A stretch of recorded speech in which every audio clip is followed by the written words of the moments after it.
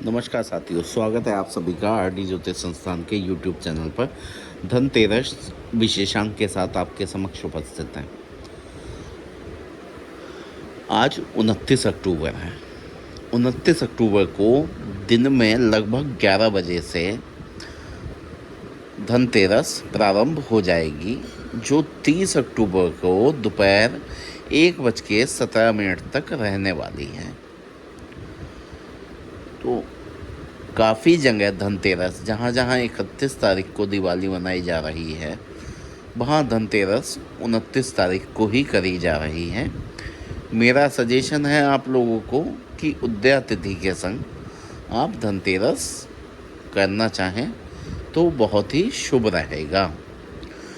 धनतेरस वाले दिन हम लोग माँ लक्ष्मी कुबेर के स्वागत के लिए घर की साफ सफाई, सोने चांदी की खरीदारी, नए वस्त्रों की खरीदारी, पूजन सामग्री की खरीदारी आदि करते हैं। देखिए, धनतेरस से अभिप्राय क्या है।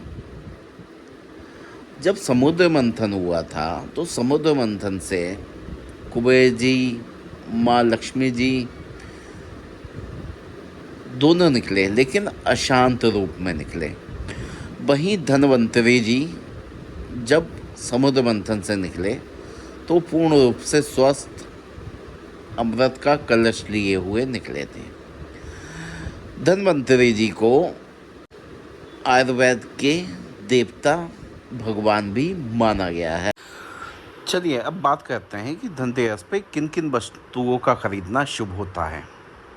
धनतेरस पे चांदी की खरीदारी अवश्य ही करनी चाहिए।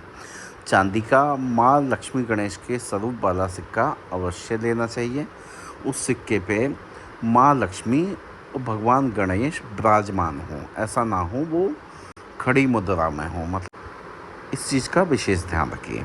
माँ लक्ष्मी का निवास रजत में है, चांदी में है, इसलिए स्वर्ण से ज़्यादा महत्वपूर्ण रजत खरीदने को माना गया है। तो चांदी की खरीदारी अवश्य करनी चाहिए। अब जो लोग सोने की कहते हैं, दिखावे का समय है, पैसा है तो आदमी करेगा और डायमंड भी ख़रीद के लेके आते हैं, तो वो बात अलग है। अब आप पे है, आप कर रहे हैं, लेकिन चांदी खरीदना ही लाभकारी होता है। और धनतेरस पे जितना भी पूजन सामग्री है दिवाली के लिए, वो हमको लाना चाहिए। क्यों? अब ख़रीदारी की आप लिस्ट ले लीजिए, क्या क्या करनी चाहिए। चांदी का सिक्का पहली, दूसरा झाड़ू आपको लेनी चाहिए, 2, एक मंदिर के लिए और एक घर के लिए, मंदिर में दान देनी है। तीसरा, हल्दी की 2 गांठें लानी चाहिए। हल्दी आयुर्वेद की सबसे बड़ी दवा है। हल्दी अपना आप में एंटीबायोटिक गुण मौजूद लिए हुए है, तो ये हमें निश्चित तौर पर लानी चाहिए, जिससे हमारे घर में स्वास्थ्य हमेशा बना रहे। और माँ लक्ष्मी के पूजन में भी हल्दी का प्रयोग होता है। धनिया हमें थोड़ा सा लाना चाहिए। पीली कौड़ियाँ, गोमती चक्र, 5 सुपारी, 5 लघु नारियल, 1 एकाक्षी नारियल, 5 कमलगट्टे, खील, खिलौने, बताशे, मिष्ठान, देशी घी, सरसों का तेल, मिट्टी के दीपक, रुई बाती, खील खिलौने रखने के लिए जिसमें पूजा करी जाती है, परुआ कहा जाता है, आपकी तरफ जो भी कहा जाता हो उसे, वो लेके आना है। उस पर ढक्कन भी होता है। एक बड़ा दीपक लाना है जो आपका पूरी रात जलता है दिवाली वाले दिन। भगवान की मूर्ति लेके आनी है लक्ष्मी गणेश की, जिसमें गणेश जी की सूंड जो है सीधी तरफ हो, क्योंकि माँ लक्ष्मी गणेश जी की दाईं ओर ही विराजमान होती है, तो सूंड भी दाईं ओर ही मुड़ी होनी चाहिए या बिल्कुल सीधी नीचे आनी चाहिए।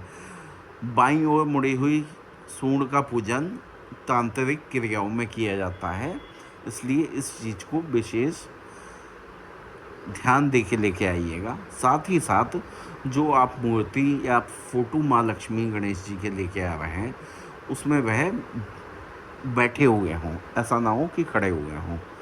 माँ चंचल हैं माँ लक्ष्मी, माँ लक्ष्मी जिस फोटो में विराजमान है या जिस मूर्ति में विराजमान है, ऐसी मूर्ति आप लाते हैं तो आपके घर स्थिर लक्ष्मी का वास होता है। और वहीं आप खड़ी हुई लाते हैं तो माँ चंचल हैं, आपके घर से निकल के कहीं और चली जाती हैं।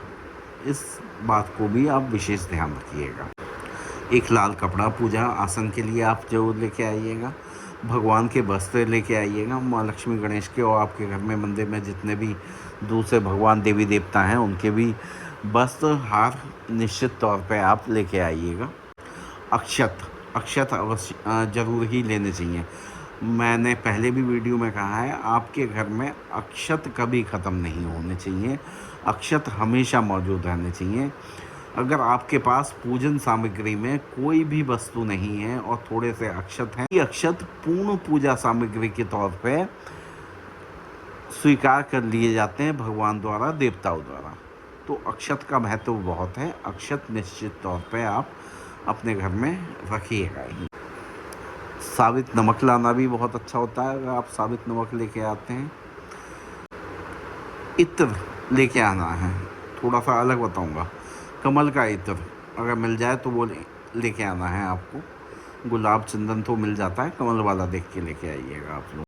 मौली लेके आनी है, होली लेके आनी है, चंदन लेके आना है, अष्टगंध लेके आना है, पंचमेवा, ये सब आप लेके आइएगा आज।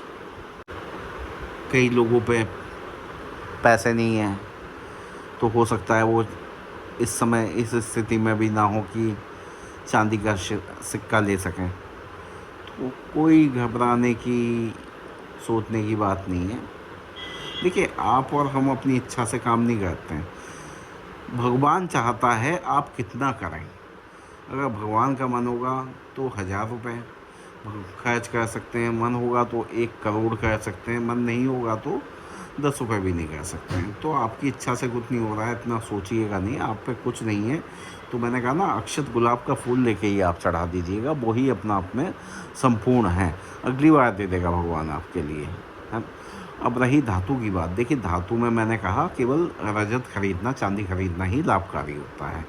अब जिस पे पैसा होता है वो सब खरीदता है, लेकिन आज के दिन मोटर वाहन भी खूब खरीदे जाते हैं, शुभ होता है। आज के दिन धनतेरस पे दिन का विचार ही नहीं होता है, भले ही शनिवार पड़ जाए तो भी आप लोहे का सामान खरीद सकते हैं। तो इसमें कंफ्यूज मत होइएगा, तो आप ले सकते हैं कुछ भी। काफ़ी लोग स्टील ले आते हैं, स्टील लाना शुभ तो नहीं होता है, लेकिन ठीक है, त्यौहार है, इतना बड़ा त्यौहार है, साल में एक बार आने वाला, सनातनियों का सबसे बड़ा त्यौहार है। तो अच्छा है, कुछ भी नया लेके आए आप घर में, वही बड़ी चीज़ है।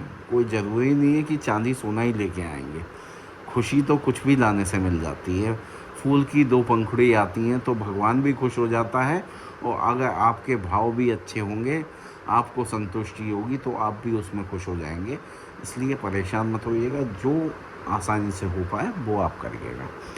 अब ये धनतेरस विशेषांक था, इसी में साथ में मैं आपको दीपावली पे धन वर्षा पोटली बनाई जाती है उसकी विधि भी मैं बता देता हूँ। हाथ के हाथ आपकी एक वीडियो में 2 चीज़ कवर हो जाएंगी। वीडियो लंबा होगा लेकिन कोई दिक्कत नहीं है। क्या चाहिए आपको? लाल रंग की पोटली चाहिए या गुलाबी रंग की। गुलाबी रंग सबसे अच्छा है, दूसरे नंबर पर लाल है। तो आप धनतेरस को सामान लाए हैं, आप पूजा करेंगे। उस सबसे पहले आप कपड़ा बिछाएंगे लाल रंग का चौकी पे, उस पर आप अक्षत बिछाएंगे। अक्षत में आप चंदन या रोली मिला लीजिएगा, उसके ऊपर गोमती चक्र रखिएगा और उसके ऊपर माँ लक्ष्मी और भगवान गणेश को विराजमान करिएगा। उसके बाद पूजा जैसे होती है आपको पता ही है।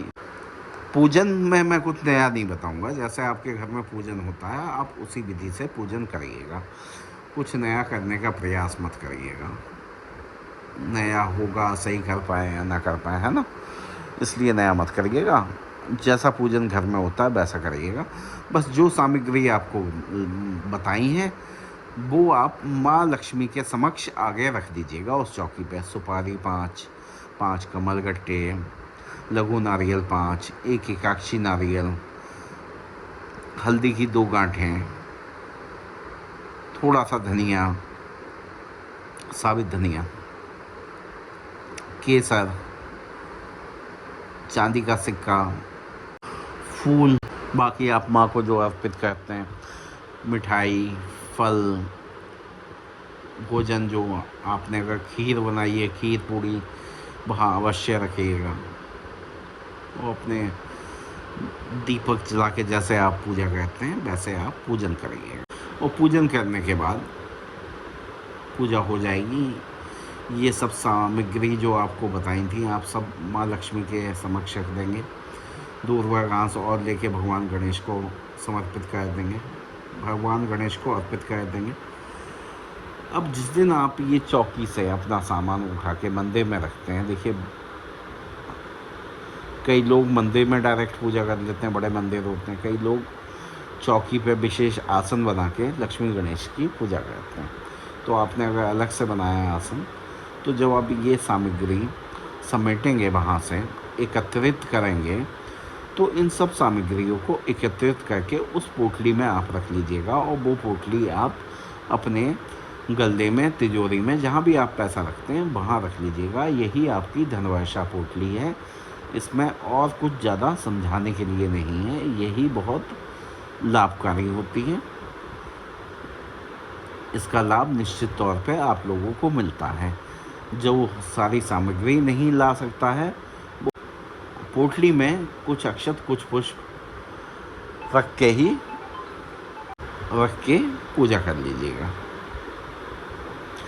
तो ये आपकी धनवर्षा पोटली बन जाएगी।